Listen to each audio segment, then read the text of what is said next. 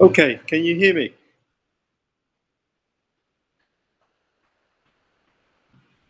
Somebody respond?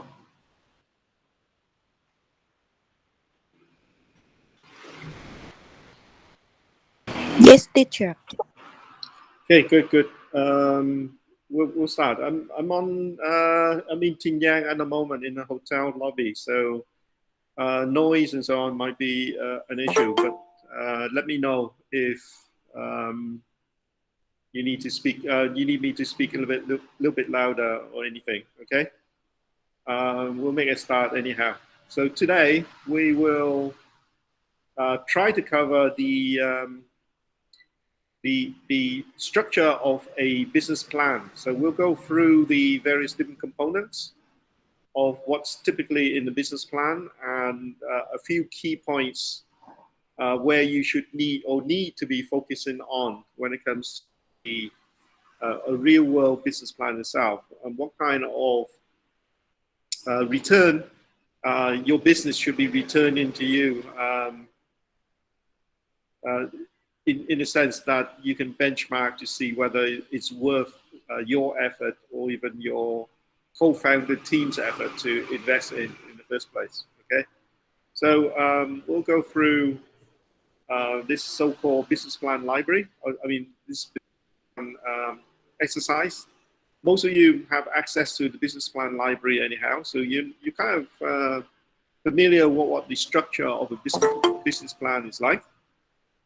But we'll go through the various different components and discuss the various different main points and discuss what's needed to be in your business plan. Yeah. So today we'll discuss about structure of the business plan itself. In general, most business plan will have various different components within the business plan itself. Let's open up an example, and you can see that they share pretty much the similar kind of template. Yeah, so let's open up business plan, complex pro forma, business plan library. Where is it? Go through again. Here it is.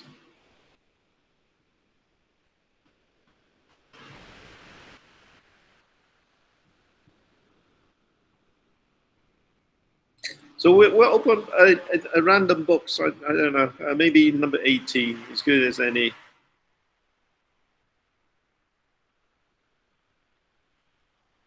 By the way, can you hear me clearly? Yes, teacher. Okay, good. I'm a bit worried because it's quite close to the road and traffic might be a little bit noisy here. Where's 18? Let me double click on it again. Okay.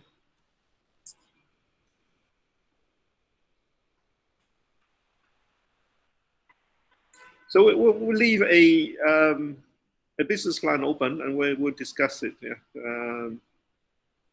Maybe not the first one. Maybe as good as an automobile advertising company. So we can see here straight away, you need some kind of executive summary. Yeah? So in general, most people will read this first two paragraphs there, this short summary, and then this executive summary. Yeah?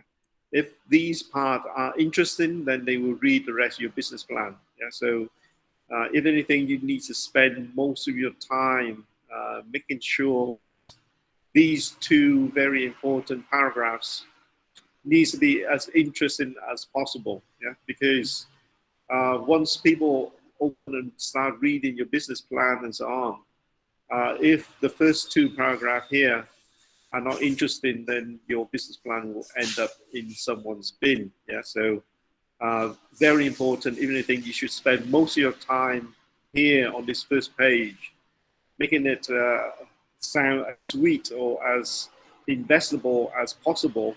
Yeah.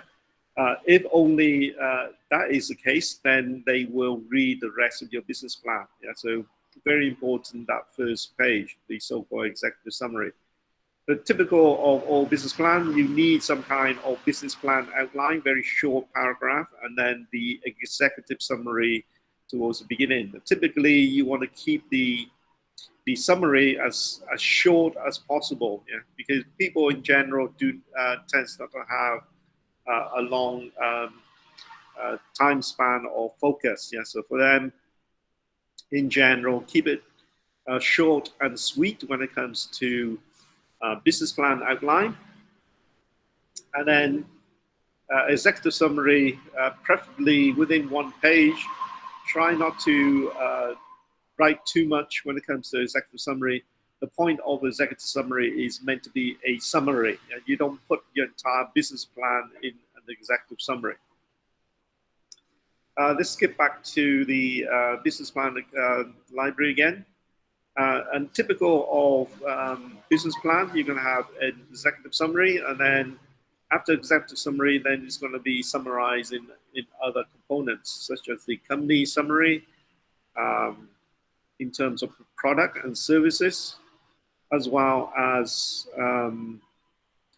marketing plan and operation, people in the company itself.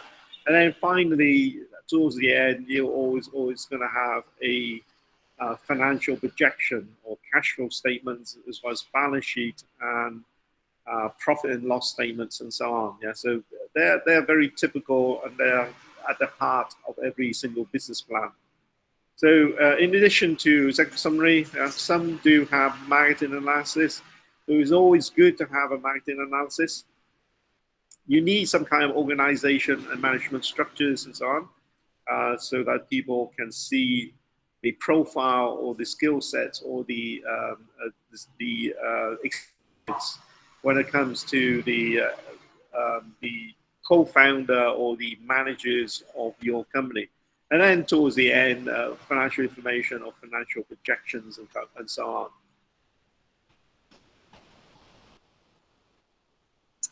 Yeah, so typically in a executive summary, you want to keep it nice, short, and sweet. You want to give some kind of background, some kind of purpose. Try to make it as clear as possible. If it's not clear, then people will just throw your business plan into the bin. Summarize the market analysis, pretty much summarize everything in the executive summary. And then you can expand it in details in the rest of your business plan itself. Yeah, so within the executive summary, you need to summarize everything in this list pretty much. Yeah, even though your business plan will have each one of these components, but it's always good to summarize everything, and so that executive can see it, yeah, bit by bit. And only if they find it interesting, then they will read the expanded version of this, yeah, in details and so on. So it's very important. Try to keep it nice and short as well, maybe 1 page or 2 page. Don't do it too long, because people have very short attention span. So typical of executive summary, briefly describe the business, concept of the investors or venture capitalists, or even if you are an existing business and you want to borrow money to expand your business and so on, you're going to need some of business plan to go and borrow money. So you need to describe, if you are a startup, then just your ideas, your ventures and so on. Whereas if you are an existing startup already, but looking for more money to expand your market and so on, then you need to have some kind of expansion plan of the existing business itself. In general, for executive summary, you need to describe your market as well as your management team. Management team is very important. If anything, this part here is the most important. The target market, the business itself, or the ideas is only secondary. In general, most people would choose business because of the management team, which we will see later on. It's more important. You know, a good or even a not so good management team. Sorry, I mean a good management team, but not on a not so good business plan or business idea can be successful, because management can turn a bad business into a good business. Whereas if you have a bad management team, and even the best business plan in the world, by definition, a bad management team will mismanage the business and so on. So in general, most startups and so on, the management teams in general tends to be the most important component of the business plan in total. So try to describe everything, spend more time describing your management team, how you work, your experience, as well as how each of the various different management teams contribute into business itself. Yeah, we always have talked about, the hacker, hustler, and hipsters and so on, and you can see how important that is. Yeah, so in the typical business plan, it's usually that way as well. I mean, you can talk about hipsters and hustlers and so on. I mean, very important. You need some kind of technical person. You need some kind of marketing person, and you need some kind of CEO, some kind of director to bring everything together and make things happen. Separate to that, last week we covered the financial projection, the complex pro forma to the financial projection, and we kind of calculate the IRR. Yeah, IRR, which is the internal rate of interest. Let's write it down in details. Stands for internal rate of return. It basically represents how much return year on year. So this is an annual rate. How much return year on year the investment's gonna return to the investor. Yeah. So I think last week, if I remember some of the details of the business plan which we looked into, my artificial intelligence of things. The total investment was, I think, if I remember, it's about $30,000 US, and had an IRR of about. Let's just write down capital.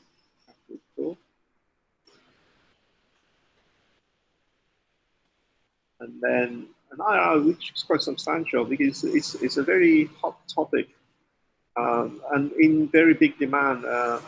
Let's just summarize. E.G. AIoT company, which we did in terms of the complex pro forma. The initial capital investment around 30,000. If I remember, I don't have the business plan with me at the moment. I think I've deleted after I did the lecture itself. But we calculate to be around maybe 500% return year on year. So IRR equal 500% or so. It's like 400 to 500%. It's good in the sense that it's these things are possible. I mean, you kind of seen that within your, maybe some of you have seen it in your clean tech assignment, and you can grow very quick as well. I think our product, in terms of the artificial intelligence of things, it's about similar kind of price range as the clean tech assignment as well. So around these kind of value or valuation is about appropriate. And what we'll look later on is statistic here in Vietnam as well.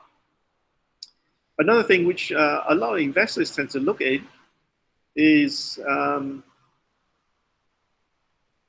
EV, enterprise value, the value of the company, over the EBITDA. EBITDA stands for earning. Let's just write it down, just in case. So EV is enterprise value. Basically, that is just the value of the company itself. semicolon, and EBITDA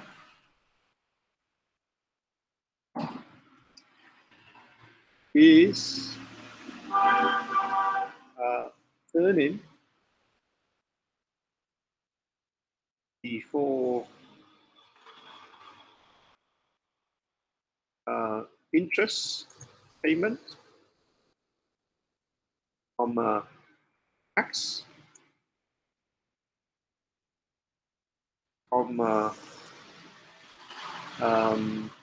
depreciation, and tax, interest payment, debt, and appreciation and amortization. Amortization. So what in general, just think of it as basically earning, yeah, or how much you do sales in that particular year itself. Yeah, so earning before all the other bits and pieces, which are interest, tax, any form of depreciation and amortization, which you have also included in your accounting numbers. You're just stripping out all the unnecessary things, which does not really affect your business or the valuation of your business. In general, investors tend to be very interested in this because in general, they tend to value your company using this so-called EBITDA, yeah, which is just basically your earning. They will price your company in general with a back of the envelope calculation, and they will kind of give you like 3 times your earning or 4 times your earning, around so like 2 to 3 times your earning. How much you earn per year is typically the kind of valuation your company will be being priced at. Yeah. So in general, if you want to sell your company, how much do you think you're going to get from it? So typically in Vietnam, it's around so like 3 to 4 times EBITDA, or 3 to 4 times your earning of your company itself, which we'll later see in general. And then on top of that, you need to summarize kind of the value of your company as well. So this enterprise value, you need to summarize this ratio, the enterprise value over EBITDA, but then also you need to kind of give the EV, or the enterprise value, which is basically the equity valuation on a year 5 IPO. So if you do an initial public offering, similar to one of the options which is available for you in your clean tech assignment, then after 5 years, how much do you think you can IPO or sell your company to the stock market at? Yeah, so this one is slightly different to enterprise value. Enterprise value is just the valuation of your company. This is the valuation if you bring your company in the stock market. Yeah, so them two are different. Yeah, this is a private kind of calculation of what is your company's valuation, whereas this is more of a public kind of valuation. So you bring your company and list it on the stock market, it becomes a public company. And in general, these values going to be much more higher. Yeah. So ignore the next two, just leave for you as an exercise. But in general, the industry average, what you need to aim for when you value your company itself. Yeah. So here's just some kind of level of IRR you need to be aiming for. Anything lower, it means that you are undervaluing your company. If you're anything higher, that means you are maybe you're overvalued, or maybe it is a good kind of investment. Last week we talked about typically for startups. This is right down here. Typically for, let's do a few more space here. Typical for a startup.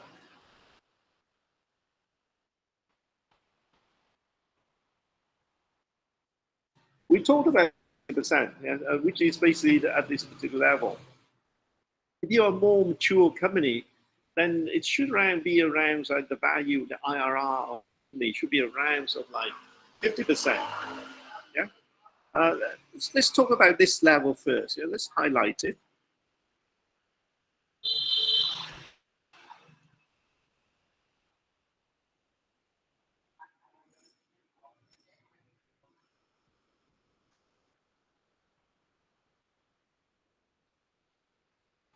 How do I highlight on here? Highlight color. Okay. Let's highlight it red. Maybe not red. Just use yellow. So startup stage, we talked about around so like 60%. Yeah. If anything less than 60%, it's going to be similar to like the banks and VN index. Yeah.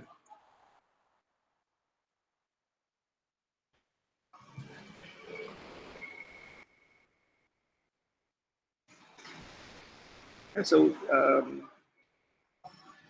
banks are around in Vietnam around so like 5% in terms of IRR or return. Actually, let's move this. Banks is approximately, let's write it down, 5% here, and the index is not 5%. It's going to be around so like 20%. 20%.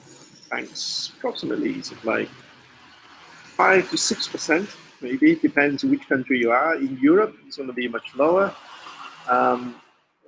In Europe, maybe banks, let's write it down, EU, maybe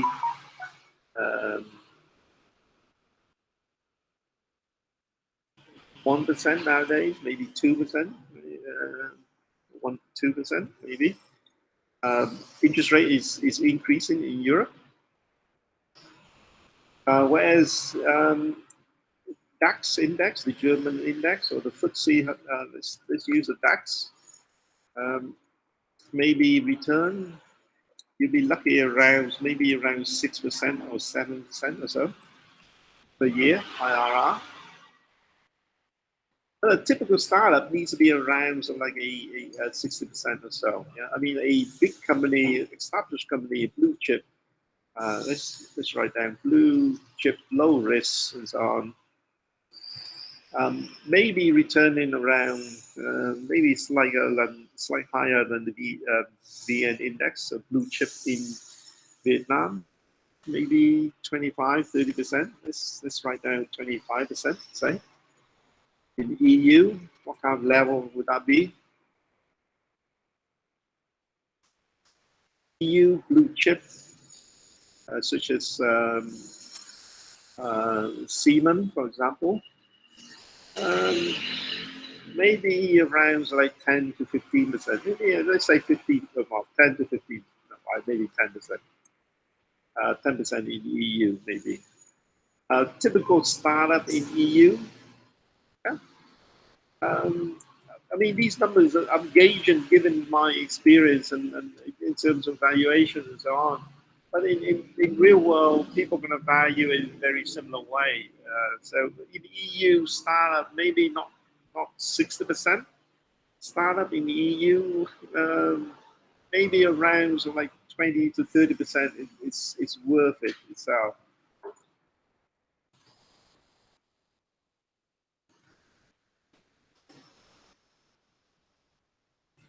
In Vietnam, maybe high tech stock.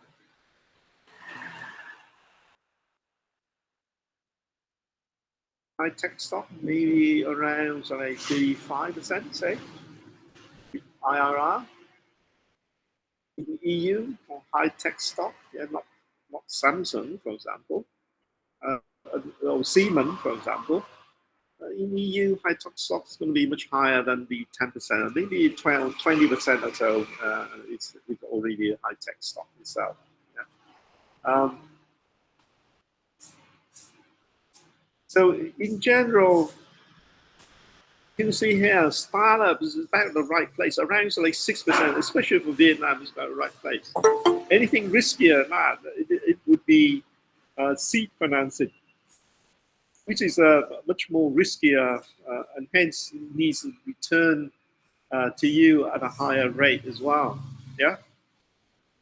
Whereas first stage, second stage are much more mature startups. So as startups become more and more mature, where they have clients, customers, and so on, technology, they have their products and their proof of concepts and so on, they're going to become less and less riskier.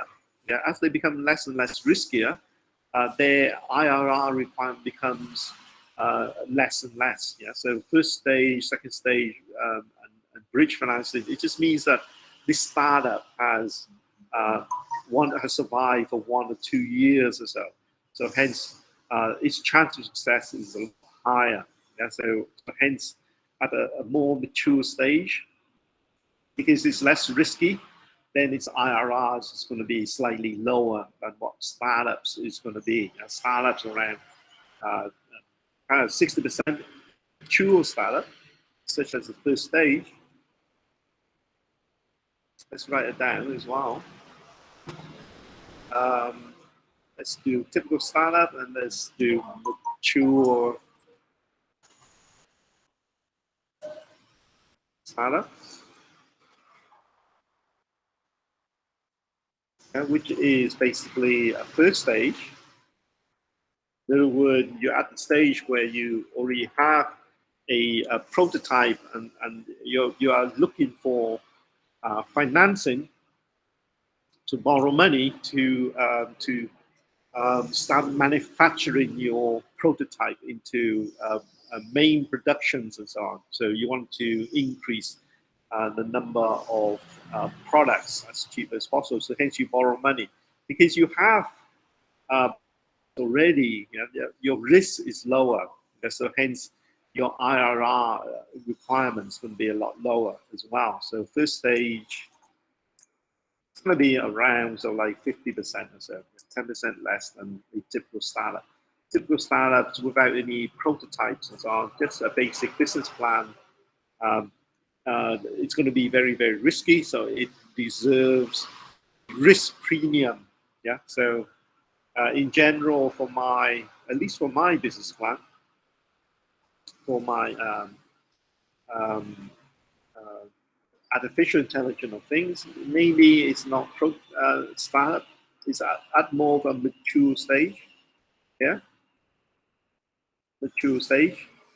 Maybe not even first round. It's probably second round of financing. Second round in terms of maturity when it comes to the startups itself. But it's returning more than that 50%, which we talked about. I mean, we're talking about at least my artificial intelligence things. It has the potential to return around, so like, what did I say it was? Around, so like 400 to 500%, isn't it? So let's do a artificial intelligence of things, approximately 400 to 500%, say. Yeah. Okay. So in general, you see that if you want to do a startup, you need to be able to get the IRR to be higher than some of these levels, yeah, such as bank level or V index or blue chip or high tech itself. Because if it's not higher than these kind of level, why would it be worth it for you? Yeah, when you can put your money in lower risk, yeah, and get in the same kind of return as your startups. Yeah, so these give you kind of like a gauge, yeah, to gauge how well your business plan is all about, whether it's a good business plan or a bad business plan. If you are a startup stage and you are down here, then it's a bad business plan. If it's around, so at this level, it's going to be a average business plan, yeah, for a typical startup. But if it's around, so like 200%, 300% potential, then it's going to be a very good business plan, for example.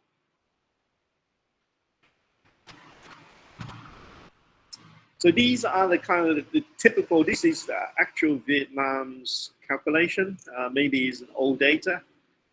We can try to look for the latest data. So this is 2011. Yeah, let's have a look. Maybe we can find it.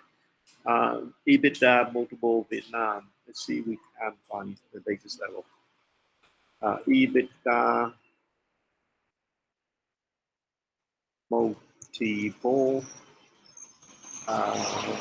Vietnam. Maybe Grant Thornton as well. Maybe they do this on a regular basis. Grant Thornton.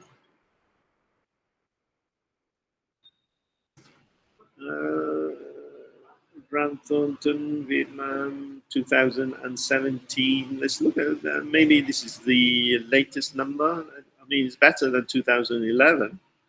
Let's have a look at 2017, if we have that number. Income, in terms of a typical Vietnamese company's calculation, let's see if they have it.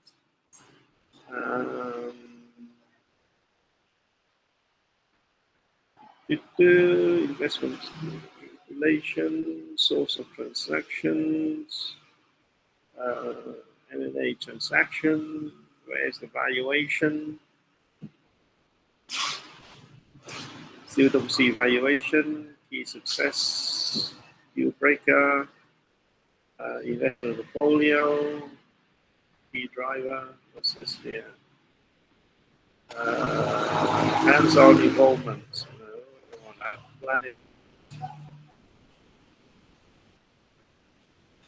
Yeah, this is the one which we're looking for.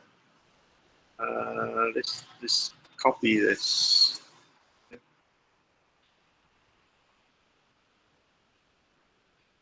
Yeah, this is 2000. This is 2017, 2016. Yeah. The one in the lecture notes is the older version. This is 2011. Let's shrink this and paste the other one across.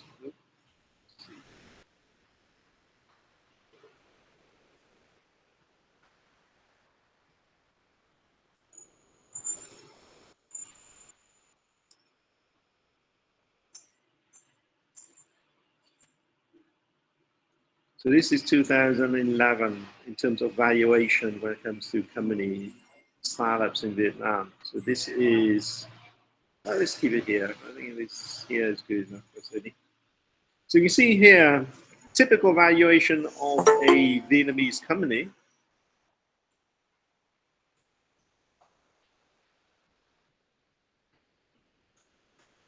is around so like 5 times to 10 times earning. So if your company is, or if your startups is making around, say,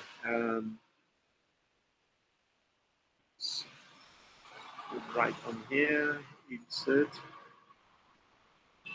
or text box.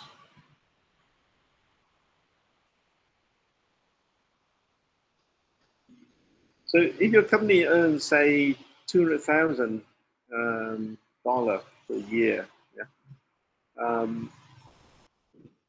And if we use the most common multiple, 5 to 10 times, let's take somewhere in the middle, 7.5 times. Your company, you can sell your company at 200,000 times 7.5, yeah, which is basically how much?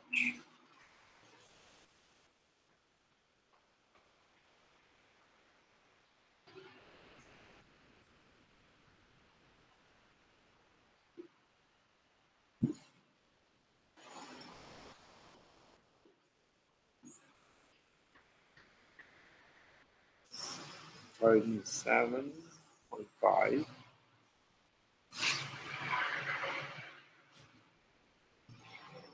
1, 2, 3, 1, 2, 3. So 1.5 million US dollar.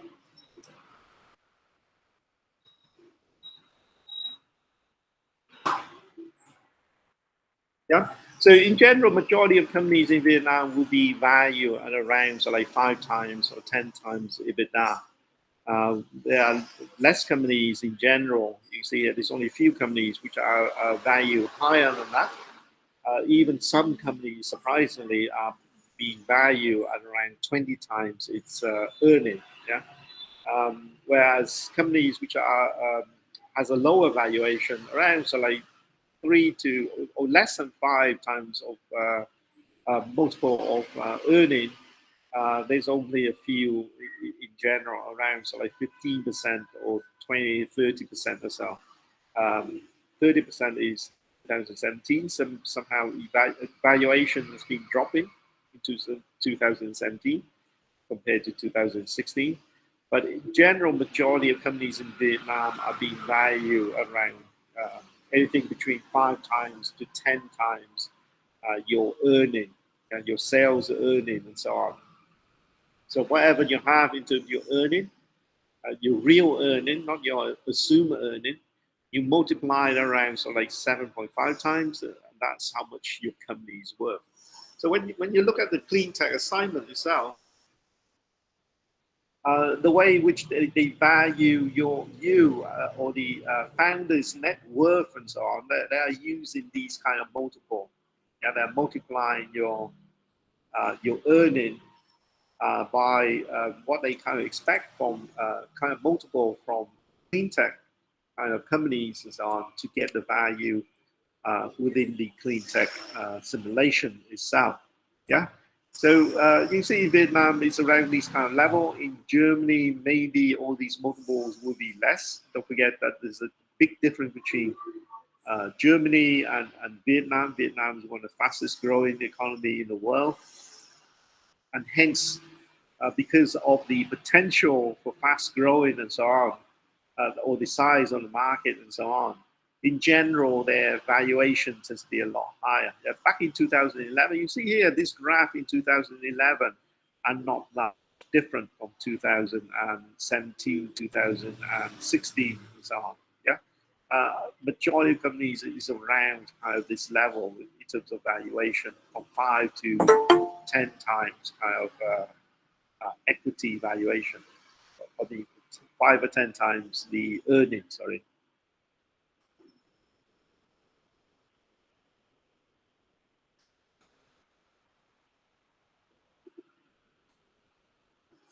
Yeah, so in general, if you want to convert um, your financial forecast into potential valuation at an IPO, you can do these kind of things. Yeah, you will assume that exit multiple or IPO multiple of a typical Vietnamese company is going to be around so like 7 or 8 times, depends on what kind of sector you. If you're high tech, maybe you are not in this kind of level.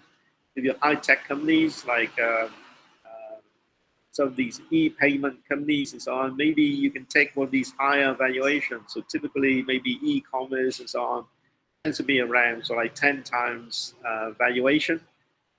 You need to talk that up. Yeah, and to calculate the value of your companies, you just multiply it by your earning itself. So classically in Vietnam, maybe around 5 to 10 times.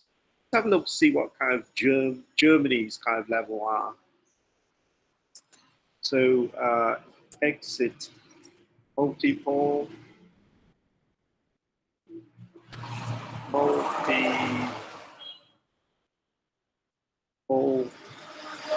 um,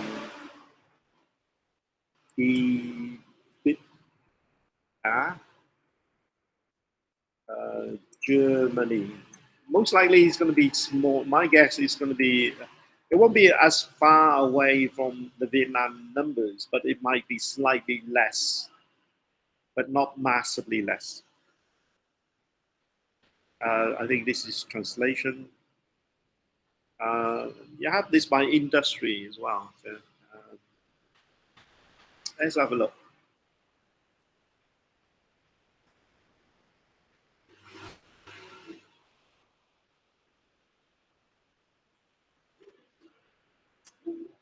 You see EBITDA multiples for various different industry here. Is this in Germany?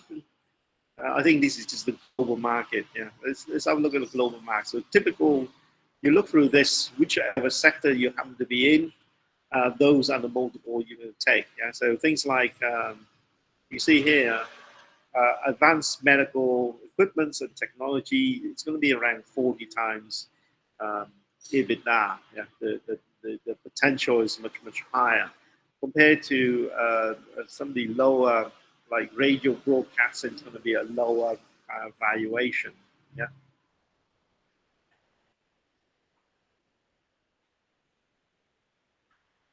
And because these are like the average kind of transaction when company buy other companies and so on. These are the global history average and so on. So each country will have their global history average. In Vietnam, those are the average which Grant Thornton has managed to calculate for you. Okay. This might not be Germany, but this is maybe a global. Let's have a look. Let's see if there is a Germany. Maybe there is. This is global. Global.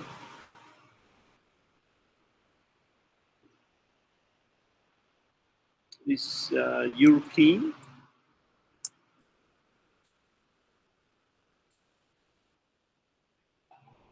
Valuation by industry. Let's see if we have valuation by country. Let's write it down. Valuation by country.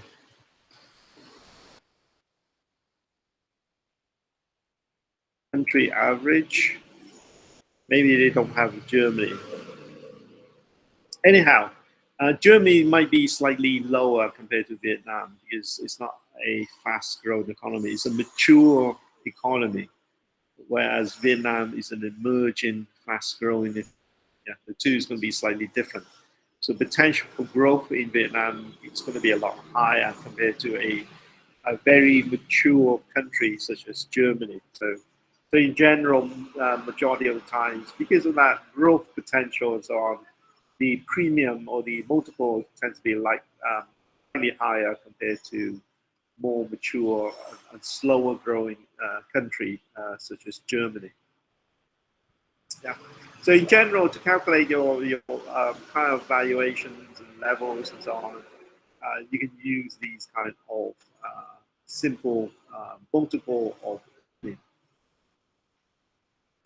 So separate to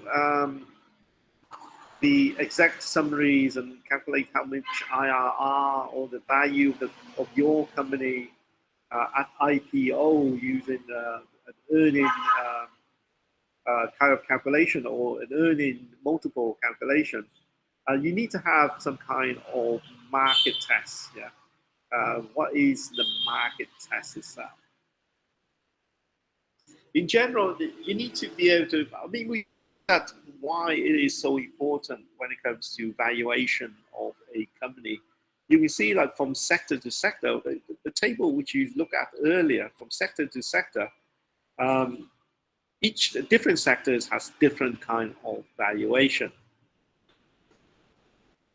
Some sectors in general tend to have a higher valuation than others because the potential for making or growing in these kind of market or sectors in general is much, much higher. Yeah, so each sectors or each market sectors, yeah, have different potential market size. Yeah, so like advanced medical equipment, yeah, you're gonna be able to sell your product at a higher value. So hence, you potentially can make a lot more profit. So hence, their multiple tends to be a lot higher in general. So in general, market tests to make sure you are in the right kind of market. Yeah, if in the wrong kind of market, your potential is a lot lower. Main focus here is possible or possibility of exit after an IPO. So it's pretty much this calculation here. Each sector is, or each market has different potential, different multiple in terms of earning. Yeah? Where was it? This one here. So things like in medical devices and technology, you're going to have a big potential big market. Advertising and marketing, not that big.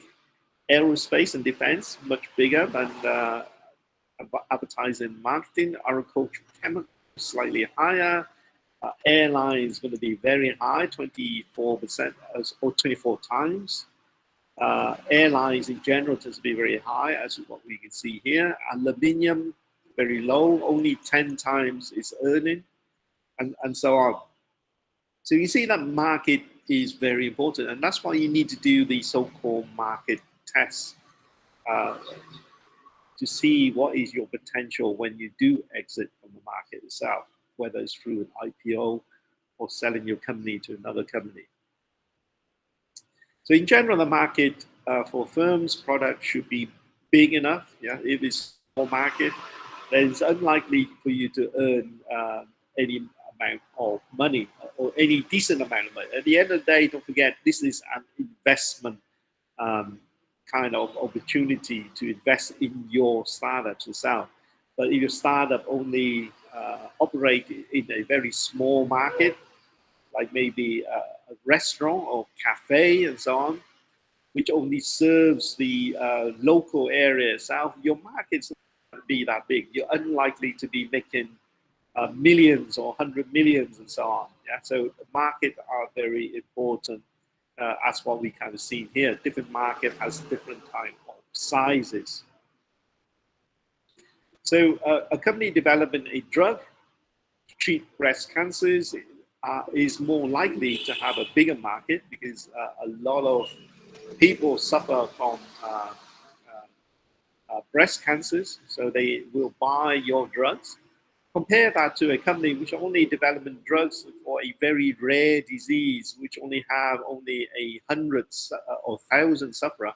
You're not going to have a big market at all. Unlikely you're going to make millions of dollars or hundreds of millions of dollars for this particular product. Yeah. So in general, the market test will have to determine whether your company has a chance to grow. Yeah, unlikely you're going to take all of the market, but any percentage of the market, if the market is a very big market, then a small percentage can mean a very big amount of profit. Yeah? Compare that to a small market. You need to dominate the entire market. You need to have the whole market. Yeah, to be able to make any decent amount of profit at all. With the market test as well, you need to make sure the barrier of entry is possible. It's not too hard. It's not too technically too high that you cannot do it yourself. So barrier entry should not be too high, but high enough to protect you against your competitors, but not too high that it pose you from entering the market. Yeah?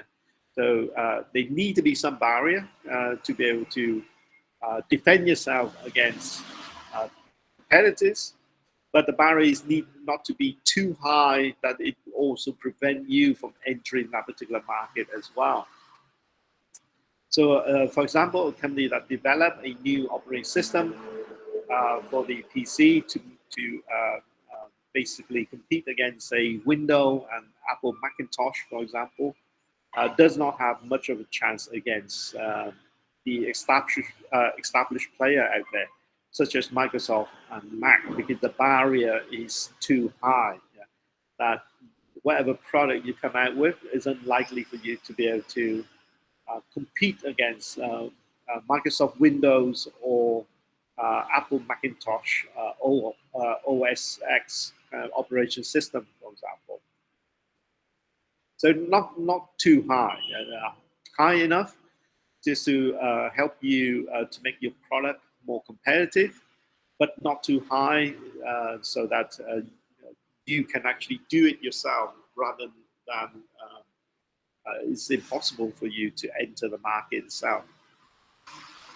But sometimes, yeah, there are no kind of way to tell. Yeah, there is no established market for certain new products. Yeah, I mean, recent examples such as Apple iPhone and so on, when it first came out, there were no historical. Before that, there was nothing that you compare it to.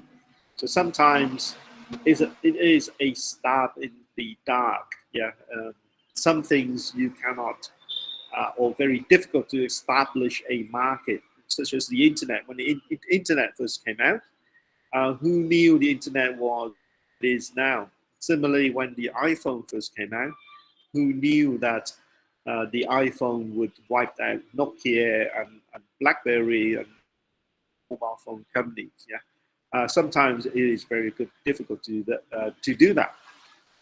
So in some cases, spotting potential winners is more of an art than a science. Yeah? These things appear will fall apart, and sometimes you have to take a gamble. You just believe in your guts instinct kind of thing, rather than scientifically or even reading the financial projection to find out that it is a good investment. Sometimes it's just a um, gut instinct to believe in the market because there are no prior product or companies which does before that. Okay, time is 2:15. Say we'll take a 15 minutes break and then we'll come back after the break. Yeah, so 2:15 now. We will restart at 2:30.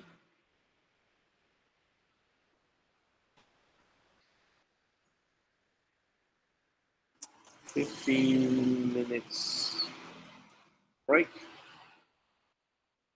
Restart at 14:30.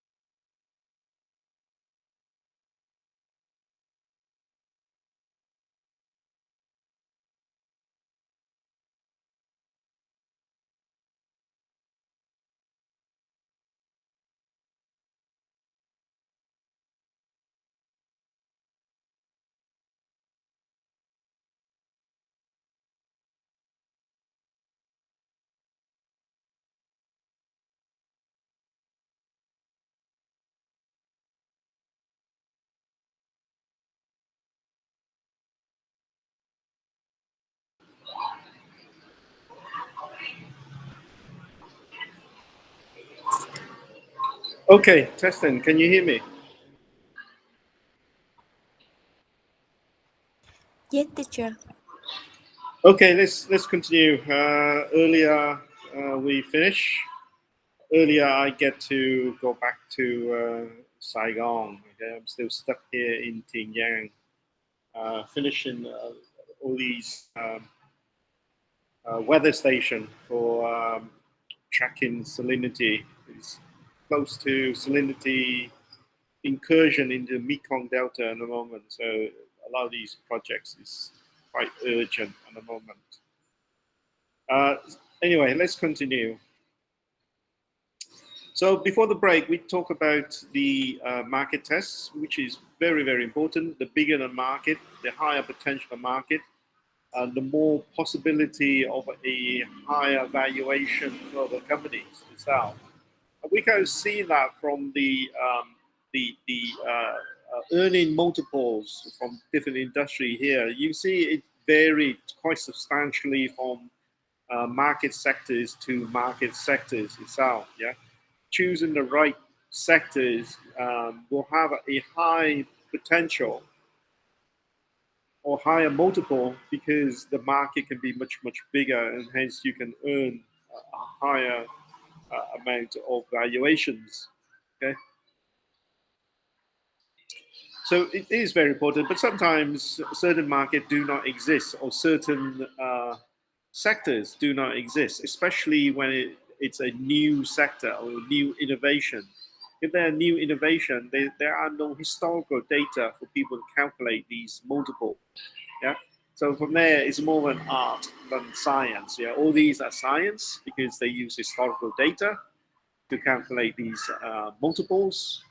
But sometimes you are going to have a new sector, yeah, which does not exist before. We gave the example of iPhone before the iPhone first came out, before Apple released their iPhone in terms of smartphones. And the internet, or even there's a lot of newer innovation out there. For example, artificial intelligence of things like Home Assistant from Google or Alexa from Amazon, for example. There are no equivalent sector here which will have that. So sometimes it's more of an art, and figure out how to do your valuation than finding something out there which you can compare to. Okay, let's move on. That is market test. It's relatively quite important.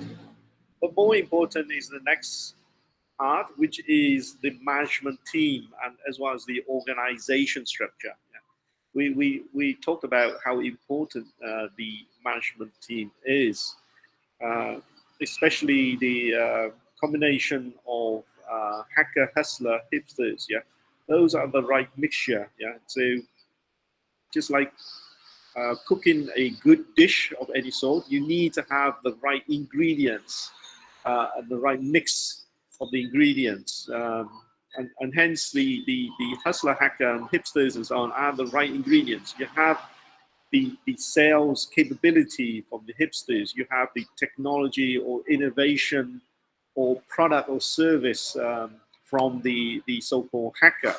And then you have the hustler, which brings everything together and manage the companies, keep everyone happy and so on. Yeah. So in general, management team is very, very important. Yeah. So the ability to, as well as the personality of the co-founders, as well as the entrepreneur, and the synergy of the management teams are basically examined, whether they can work together, whether there's any issue among the various different team members. Yeah, it's not always a good thing if you have conflicts between team members, but if you work like a well-oiled machinery when it comes to team and so on, then your chance of success is a lot higher. Yeah? A good management team can turn something which is pretty bad in terms of to something which is good. Yeah, but a bad management team's never going to do that. Yeah, even if it's a good idea or business plan, a bad management team will fail. Yeah, they will turn a good business plan into a bad business. Yeah. In general, repeat entrepreneurs are very, very low risk when it comes to startups, and hence a lot of people favor and choose or even want a repeat entrepreneur on their team as well, because repeat entrepreneur has gone before. They know what to look out for. They know what to expect because they've gone through the whole process before. So repeat entrepreneurs, actually those which have good track records, are the easiest to invest in, are the easiest to evaluate, and they're the easiest in general to work with in terms of starting a company, because they've gone through it once before, or maybe multiple times before. They have all the necessary experience. The unexperienced entrepreneurs are going to go through and make lots and lots of mistakes. They're going to learn from the mistakes. The repeated entrepreneurs will skip through all the mistakes and go straight to the right solution pretty much straight away. So hence, looking for a repeated entrepreneur among your team is very, very important, especially to the investors. For them, it's very simple and easy to invest in you if you have repeated entrepreneur on your team. We talked about this many, many times before. An often spoken kind of statement among venture capitals and industries and so on, which I kind of mentioned to you multitude of times before, is that I would rather invest in a strong management team with an average business plan than an average management team with a strong business plan. Yeah, like I said before, a good management team can manage a bad or a good business. Yeah, and it will make a bad or a good business better. Whereas an average or bad management team, whether it's a strong business or a weak business, all business will fail when it comes to a bad management team.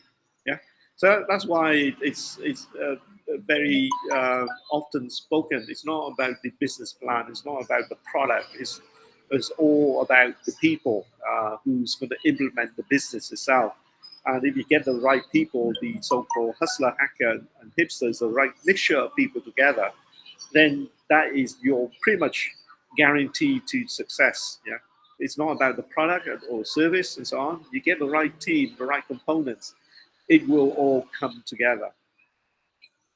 And you need to have a team which have good motivation, have good motives, as well as a passion for startups and investment and coming up new products and services for the world in general.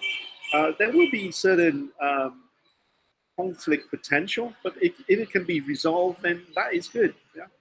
But if it cannot be resolved, then you need to be able to sort out. It's the same with the management team up here. You get the wrong mixture and so on, it can break a team apart. Yeah, so a good motives, passion, lack of conflicts among the co-founders and so on. Any conflicts and problems and so on, then from the investor point of view, can it be resolved? Yeah, if it can be resolved, if there are problems and so on, but if these problems can be solved, then the investors will still invest in you. Yeah, so it's all about whether you have the right mixture of right people, or if you find the right investor, yeah, and they see your current problems or current conflicts can be resolved, they will still invest in you. If anything, they will invest in you and they will help you resolve those conflicts or those potential as well.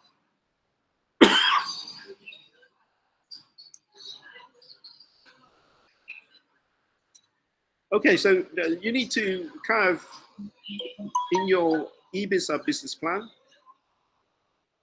you need some kind of organization structure, and maybe you need like a quick introduction of your team members as well, because those are very, very good for investors and things which investors are very interested in. Some business plan has it, others doesn't. Let's have a look through the business plan and see what I'm talking about. Yeah. SWOT analysis, marketing strategy, sales strategy, milestone, personnel summary.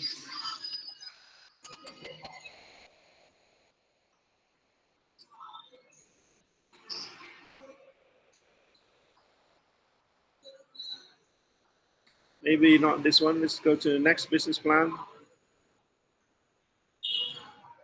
At some business plan, they list individual and their skill sets and so on. Some may even tell you which is their hustler and which is their hacker and which is their hipsters and so on as well. Company summary, product, market, strategy, implementation, management summary, personnel plan, very little. Yeah. As stated earlier, Betty Book will be the sole proprietor company owned by Mr. Bob, his wife, Betty, and Mr. Brown. Yeah, I mean, they need to tell the details of what kind of skill set each one of these persons. It's okay to list the individuals and so on, but they need to list the relevant skill sets each individual. So not much details here. It's always good to have because, like I said, the management team is very important. You should list it. Yeah, who are on your management team? What kind of skill set? What kind of experience do they have? Let's have a look at the next business plan. See if they have that. Personnel requirements. They don't have that. Let's go to the next one. Personnel. Very little. Who has 25 years of combined experience in the food industry before getting married? Georgia met while working at a restaurant in Lexington. So maybe this is a restaurant, so it's not fitting to put individual details down. Yeah. So maybe this is not a good example. Let's go into the next business plan to see if we can find. There's plenty of business plan here, example here anyhow. Coffee industry personnel. Yeah, you see here they kind of list the individuals out. So Tracy Park, a graduate from Golden State University, where she earned her undergrad degree in business administration. Tracy loves affair with coffee, began at an early age. During the high school, she works as waitress and so on. You see here that each individual kind of listed in detail, yeah, their skill sets, their interests, and their history, as well as their experience and so on. But then, in addition, even though you might not have all the personnel yet, you can list your personnel requirements as well. So in addition to your co-founding team up here, you need more staff to do kitchen counters and so on, and so on. Depends on whatever business you happen to be working on. So in general, you don't have to list only people who is part of the company, but you can add on other people you're planning to bring in. Yeah. So as long as you recognize your weaknesses and so on, and you are hiring staff to fill in those roles, then that should be okay. At least that it shows the investors that you recognize your weaknesses and you have solutions, or you have gaps, but you already plan to fill those gaps with the necessary hire and so on. Yeah. So in general, screening management teams and so on, you should list their organization structures. You should list the individual, their experience, their history, qualifications, and so on, whether they are appropriate for the role itself. And lastly is the financial information. Yeah, so we kind of covered this in the complex pro forma anyhow. So you just need to summarize, talk about the IRR or the 5-year exit how many multiple of earning. You'll have your earning from your complex pro forma anyhow. That's what the financial projections are about. At the end of the 5 years, what is your earning? Multiply it by the multiple from the relevant industry or the relevant multiple in Vietnam and so on. So typically around like 7 times for the average industry, but some industry will have a higher multiple, other industry have lower multiple. As long as you choose an appropriate multiple with proof or with actual market data, such as here, for example, global data, global average and so on, by choosing the right multiple, then your 5-year exit will make sense, yeah, or will be in the right ballpark area itself. Anyway, maybe we'll finish early today. Yeah, it's getting a bit noisy here in this hotel at the moment, so we'll finish early. I think we cover pretty much all of the business plan itself, anyhow. Yeah, in terms of component by component. As long as you have all these main components within your eBiz hub, it'll be okay. Any question from anyone from the class?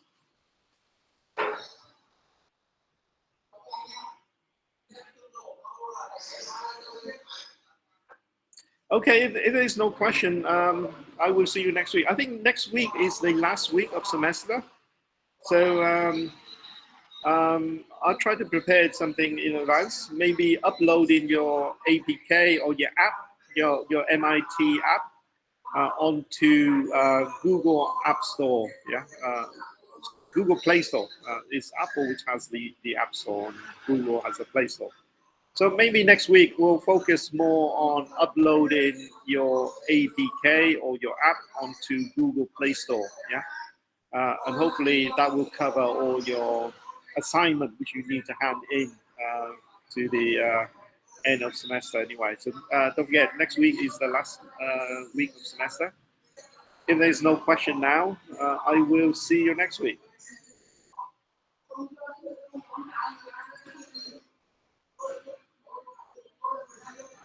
Bye-bye, everyone.